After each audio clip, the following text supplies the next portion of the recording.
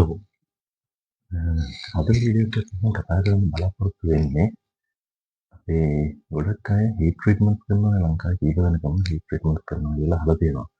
හැබැයි ඔය හැම හීට් ට්‍රීට්මන්ට් කරන එක්කෙනෙක්ගේම හීට් ට්‍රීට්මන්ට් එක සක්සස් නෑනේ. ගොඩක් දුරට දැන් ලංකාවෙත් හීට් ට්‍රීට්මන්ට් සම්බන්ධයෙන් කෝසස් තියෙනවා.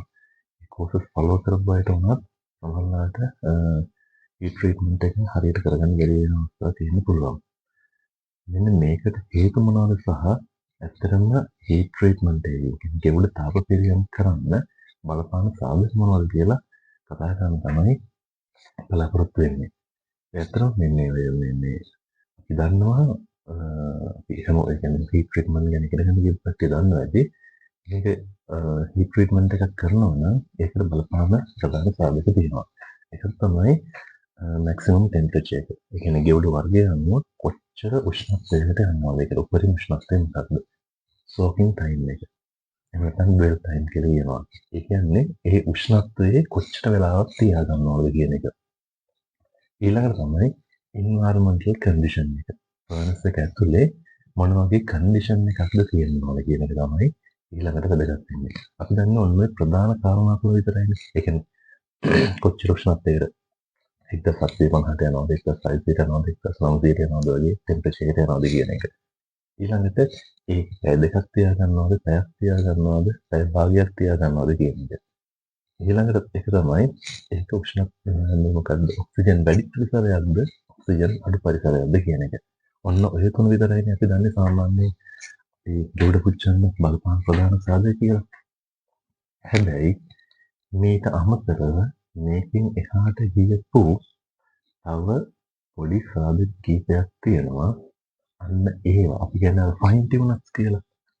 අර ප්‍රධාන සාධක තුන තමයි අතරම බලපාන්නේ. හැබැයි තව පොඩි ෆයින් ටියුනර්ස් කියලා දෙයක් තියෙනවා. ඒ කියන්නේ අර ගලක වර්ණය අරගන්න ඔය සාධක තුනට අමතරව තව පොඩි පොඩි දේවල් කන්සිඩර් කරන්න ඕන. අතන මට මේක මතක් වුණේ මම මේ දෙමුවවත කියපු වෙලාවේ ඒකේ අර මම කලින් මේ පොඩි ආටිකල් එකක් ලිව්වේ මේ කටින් පින් අර බ්ලෝ ටයිප් එක ගැන. අන්න ඒ බිල්ඩින් එකේම එක තැනක මම පොඩියට අර මේ හීට් ට්‍රීට්මන්ට් කරන මිනිස්සෙක් මම දැක්කා. එතකොට එයාගේ හීට් ට්‍රීට්මන්ට් එකේ මම දැක්කා කියන්නේ මේ before and after comparison එකක් කරා. එයාගේ කලර් එකේ සාමාන්‍ය හොඳ කලර් එකක් ඇවිල්ලා තියෙනවා. මේක මේ ප්‍රොමෝෂන් එකක් කරනවා නෙමෙයි. අර ඒ මිනිස්සු පොඩියට මේක කරගෙන යන පොඩි බිස්නස් එකක්. අර මල්ටි මිලියනර් කෙනෙක් ඔය කරන බිස්නස් එකක් නෙමෙයි. අර දෙමාවත කෙලවරක අර තියෙන බිල්ඩින් එකේ කොටසක පොඩිය කරන බිස්නස් එකක්. ඕන්න එයාගේ කන්ටැක්ට් නම්බර් එකක් දාන්නම් මේකෙදි. ඕන්න කැමති කෙනෙක් කතා කරගන්න. ගොඩක් වෙලාවට ඔය සබ්ජෙක්ට් ඒ කියන්නේ ඔය ෆයින් ටියුනර්ස් ගන්න අය කරන්නේ තමන් ඒ ෆයින් ටියුනර්ස් ටික හොයාගත්තට පස්සේ එයාලගේම ගල් අරගෙන එයාලා පුච්චලම මේ වෙන පිටට ඔය සර්විස් එක දෙන්නේ නැතුව අන්නේ දෙන්නේ කරන්නේ. හැබැයි ඉතින් මෙයා ඔය සර්විස් එක දෙනවා. ඔව් හරි. මොනවද මේ ෆයින් ටියුනර්ස් කියලා කියන්නේ? එතකොට සමහර වෙලාවට මේක අපි උෂ්ණත්වය වැඩි කරගෙන යද්දී ඒ උෂ්ණත්වය වැඩි කරගෙන ගිහිල්ලා එක වෙලාවකදී එක්තරා මට්ටමක උෂ්ණත්වය තියාගන්න උත්සාහ කරනවා සමහරු. අන්න ඒ වගේ දේවල් තියෙන්න පුළුවන්. ඊට පස්සේ මෙන්න මේ ෆ්ලෝ රේට් එක. ඒ කියන්නේ අපි ඔක්සිජන් සහ LP දෙන ප්‍රෙෂර් එක. ෆ්ලෝ රේට්ස් වලින්නේ අපි කොහොමද මෙන්න මේ ෆ්ලෝ රේට් එකේ මෙච්චර වෙලාවක් තියෙනවා මේ ෆ්ලෝ රේට් එකේ පැය භාගෙන් භාගයට හරි පැයෙන් පැයට හරි සමහර වෙනස් කරන්න උත්සාහ කරන්නේ. ඔන්න ඕකෙදී අපි ඔක්සිජන් සහ LP දෙන ප්‍රෙෂර් එක. ඒ කියන්නේ ප්‍රෙෂර් රෙගියුලේටර්ස් තියෙනවානේ. ඒ රෙගියුලේටර්ස් වලින් ප්‍රෙෂර් එක රිලීස් කරන මේ ප්‍රමාණය අනුව ෆ්ලෝ රේට් එක වෙනස් වෙනවානේ.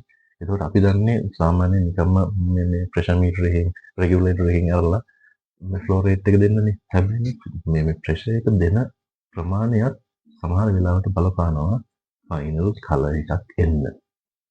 ඊළඟට ඔය අපි දන්නවනේ අන්තිමට අපි කාබන් ගහනවා කියලා කරනවනේ කියන මේ ප්‍රොසෙස් එක ඉගෙන ගත්ත කට්ටිය දන්නවා ඇති. මේ දැන් ගොඩක් ක්ලාසස් තියෙනවානේ. ඒ කාබන් ගහනවා කියලා කියනවනේ අන්තිමට. අන්න ඒකෙදිනේ කල එකක් එනවා කියලා කියන්නේ අපි. ඔන්න ඔය කාබන් ගහන්න පටන් ගන්න වෙලාව සහ ඉවර කරන වෙලාව. අන්න ඕකත් සෑහෙන බලපානවා සහ කාබන් ගහන්න පාවිච්චි කරන රේෂියෝස් තියෙනවා.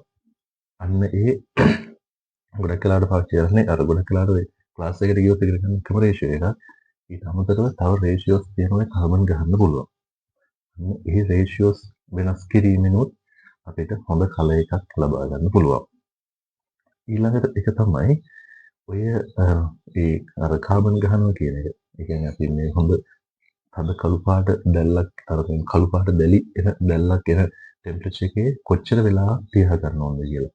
සමහරු නවත්තනවා 1600 වගේ ආවම සමහරු 18 විතර වගේ එනකන් තියෙනවා.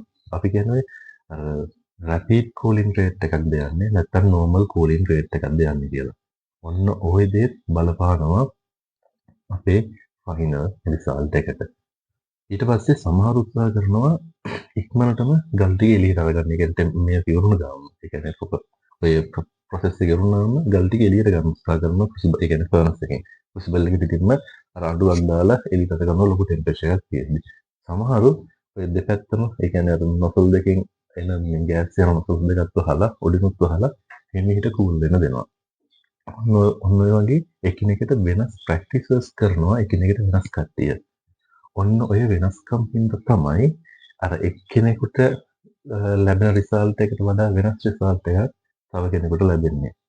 ඔය මගේ ක්ලාස් එකේ නේද මම අරගෙන උදාහරණයක් තමයි ඔය කියන්නේ අර හිතන්නකෝ අර කොත්තුවක් කන්න යනවා කියලා කඩේකට. ඒ කියන්නේ එකම කඩවල් දෙකක් තිබුණත් ඒ කඩවල් දෙකේ කොත්තුවක් හැදුවම ඒ කොත්තු දෙකේ රස වෙනස්. ඒ කියන්නේ අපි බලන් හිටියත් අපි ගිහින් හැදුවොත් අපිට එන්නේ වෙනස් එකක්. අන්න ඒ වගේ තමයි අර පොඩි ෆයින් ටියුනක්ස් තියෙනවා මේක දැනගන්න. අන්න ඒක අනුව අපේ ෆයිනල් රිසල්ට් එක වෙනස් වෙනවා. ඒකෝට ඉතින් අපි කෙනෙක්ගෙන් ඇහුවොත් ඇත්තටම ඒ කියන්නේ ඔය ෆයිනල් කියන්නේ ෆයින් ටියුනක්ස් හොයාගන්න එයා සෑහෙන ලොකු කාලයක් ඒ කියන්නේ එයා සෑහෙන ලොකු මුදලක් වැය කරලා නේද ලබා ගන්න. එතකොට කෙනෙක්ගෙන් ඒ වගේ දෙයක් ඇහුවොත් ඒ වගේ දෙයක් කියන්න උත්සාහ කරන්නේ නැහැ.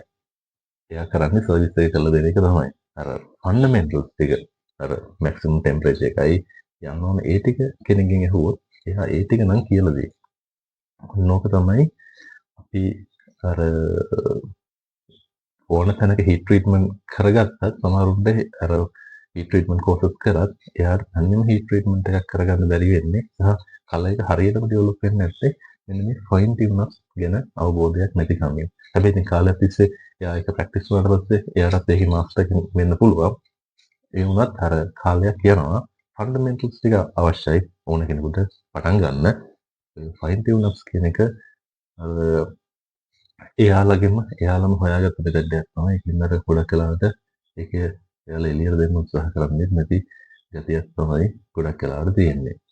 හරි. මෙන්න මේ හින්දා තමයි අපි කෙනෙක් එක තැනකට හීට් ට්‍රීට්මන්ට් කරන්න අරන් ගියපු රිසල්ට් එක නෙමෙයි තව තැනකට අරන් ගියොත් ලැබෙන්නේ. ඔව් අන්නේ වෙනස ගැන අවබෝධයක් ලබා දෙන්න තමයි මට අවශ්‍ය වුණේ. අර මෙන්න මේ අද මේ දෙමාවතේ අර මේ මනුස්සයව දැකපු හින්දා මට මේ නිකන් මේ වගේ වීඩියෝ ක්ලිප් එකක් කරන්න හිතුනේ ගොඩක් අය මේ ප්‍රශ්නෙත් අහපු හින්දා.